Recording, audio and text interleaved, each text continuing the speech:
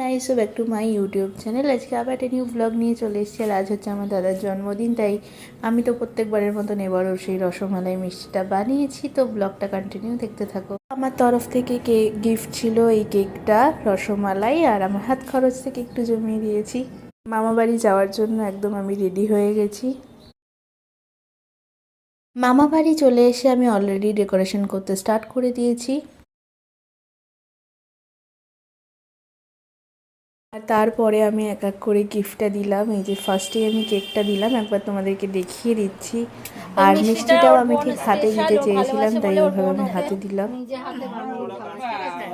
এটাও নিজে হাতে বানায় প্রতি বছর জন্মদিনে, রাখি পূর্ণিমায়, ভাই ফোঁটায় এই মিষ্টিটাও বানাবে।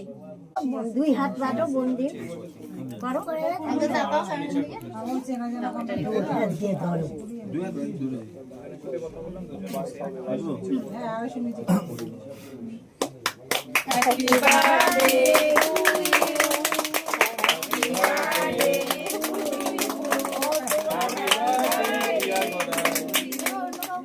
না কেন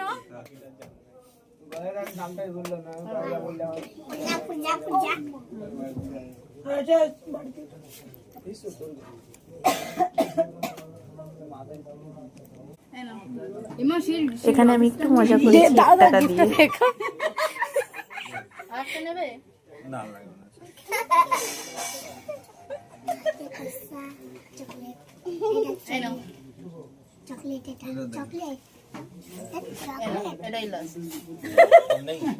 তারপরে আমি একটু মিষ্টি খাইয়ে দিয়েছি নিজের হাতে। দোকানের থেকে ব্লগটা কেমন লাগলো অবশ্যই কমেন্ট করে জানিও।